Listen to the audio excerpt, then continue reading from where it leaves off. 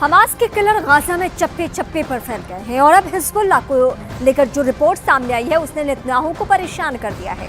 उत्तर Korea और Hezbollah के बीच पक्की दोस्ती देखकर नेतन्याहू के साथ बाइडेन को भी लग रहा है कि इस युद्ध में परमाणु बम की एंट्री हो सकती है।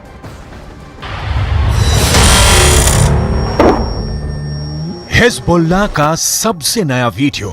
लेबनान इजराइल बॉर्डर पर एक पोस्ट के पास सफेद रंग का ट्रक जा रहा है, तभी होता है एंटी टैंक मिसाइल से हमला।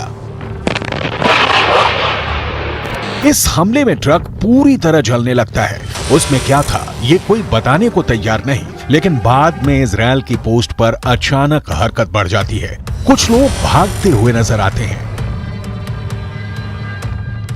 हिजबुल्लाह के इस पिन पॉइंट अटैक ने इजराइल में बहुत बेचैनी पैदा कर दी है।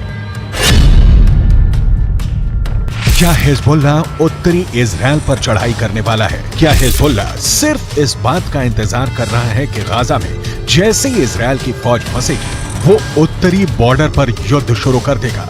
हिजबुल्लाह के हमले का सही वक्त क्या हो सकता है? इसे लेकर नेतन्याहू से लेकर बाइडेन दोनों पसोपेश में हैं।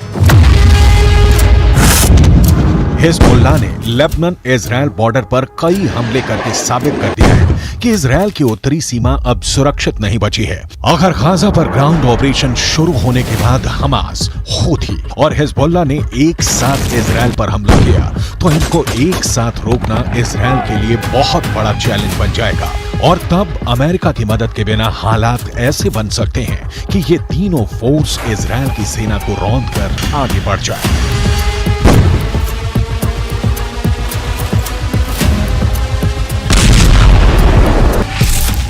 गाजा में हमास के लड़ाकों की तादाद 40 से 50 हजार के करीब है। उत्तर की तरफ लेबनान में मिलिशिया हिजबुल्लाह की तादाद 1 लाख से ज्यादा है। इनके सामने इजराइल में एक्टिव और रिजर्व फोर्स मिलाकर 6 लाख से ज्यादा सैनिक हैं। ये आंकड़े बताते हैं कि इजराइल के पास 4 गुना ताकत है।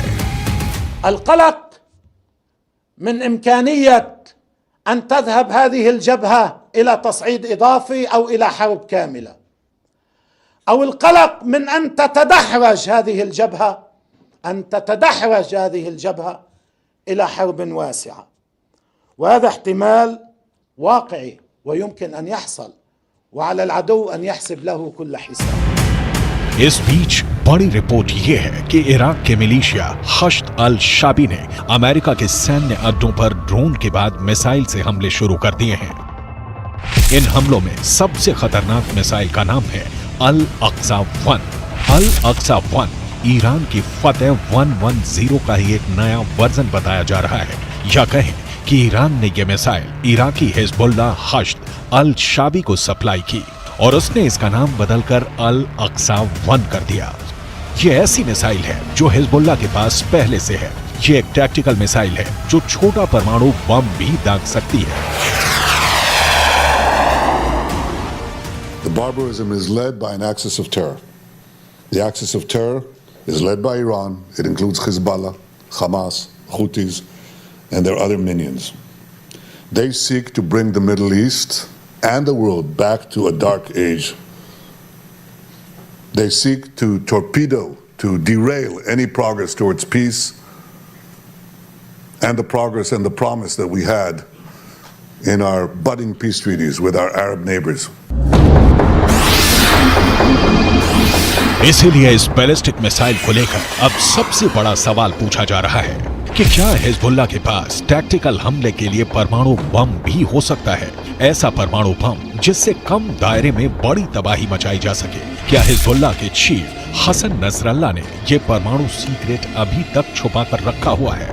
2006 में अमेरिकी कांग्रेस को दी गई एक रिपोर्ट में कहा गया था कि लेबनान के मिलिशिया हिजबुल्लाह के उत्तर कोरिया से गहरे संबंध हैं। उत्तर कोरिया हिजबुल्लाह को हथियार भी देता रहा है। इसमें रॉकेट और मिसाइल से लेकर बम और गोले भी हैं। उत्तर कोरिया के लीडर किम जोंग उन को हिजबुल्लाह का बहुत बड़ा फैन कहा जाता है। उत्तर कोरिया ने फिलिस्तीन का भी हमेशा समर्थन किया है और अब दक्षिण कोरिया से ऐसी रिपोर्ट आ रही है कि जो रॉकेट हमास और हिजबुल्लाह इस्तेमाल कर रहे हैं उन पर मेड इन उत्तर कोरिया वाली छाप लगी हुई है। इनका लॉन्चिंग सिस्टम 2014 में ही उत्तर कोरिया से सप्लाई किया गया था। ऐसे रॉकेट हमास को भी मिले, हिजबुल्लाह को भी दिए गए। इसमें 122 मिलीमीटर का कात्यूशा रॉकेट भी है, जिससे हिजबुल्लाह ने उत्तरी इजराइल पर हमले तेज किए हैं। सवाल है, हिजबुल्लाह और किम जोंग उन का याराना डेंजर मार्क के ऊपर जा चुका है, और क्या इसमें कोई परमाणु सीक्रेट भी छुपा हुआ है?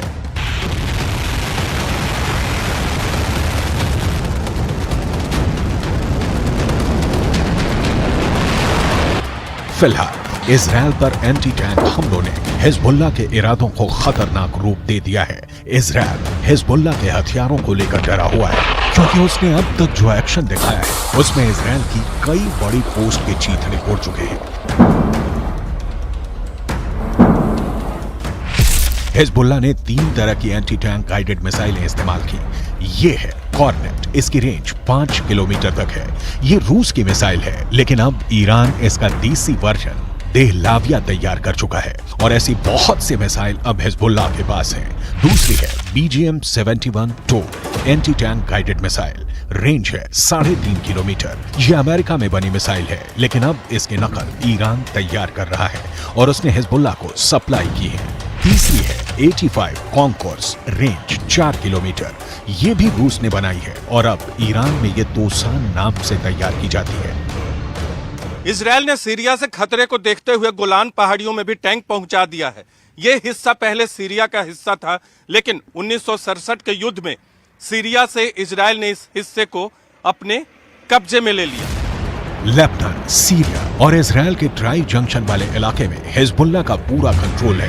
इजराइल पर वार करने के लिए उसको जो मिसाइल मिली है, वो उसे ईरान से सप्लाई की जाती रही है, और ऐसी मिसाइलों का हिजबुल्लाह के पास बहुत बड़ा जखीरा है। तीनों मिसाइल बहुत ही घातक है, लेकिन अब एक बड़ी मिसाइल का नाम सामने आ रहा है, वो है फतह 110। इस मिसाइल से नेतन्याहू को डर लग रहा है, तो उसकी बहुत बड़ी वजह है ईरान की ये मिसाइल 300 किलोमीटर तक हमला कर सकती है, और ये अपने टारगेट के 3 मीटर के दायरे में गिरती है। एक बैलिस्टिक मिसाइल का इतना सटीक होना बहुत बड़ी बात है, और यही बात इजराइल को परेशान कर रही है। फतह 110 की 2 और खास बातें हैं, जिसकी वजह से इसे रोकने में इजराइल को बहुत मुश्किल आ सकती है।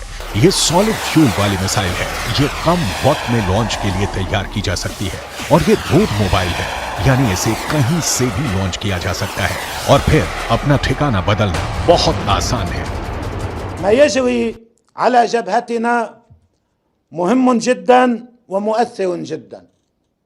قد يبدو للبعض الذي يتوقع أو يطالب أن يدخل حزب الله سريعا في حرب شاملة وكاملة مع العدو، قد يبدو ما يجري على الحدود متواضع.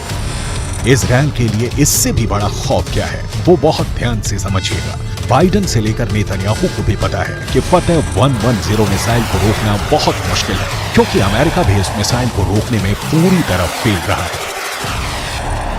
अमेरिका को हमले की जानकारी तो मिल गई थी, इसीलिए उसके सैनिक आसपास अंडरग्राउंड हो गए थे। तब ईरान ने फतह मिसाइल का ही एक पुराना वर्जन इस्तेमाल किया था, और अमेरिका के एयर डिफेंस सिस्टम इस मिसाइल को रोकने में नाकाम रहे थे। ईरान ने ऐसी करीब 20 मिसाइलें दागी थी। ये जहां गिरी वहां ऐसे ऐसे गड्ढे बने, और 100 से ज्यादा अमेरिकी सैनिकों को धमाकों से गहरा सदमा पहुंचा था।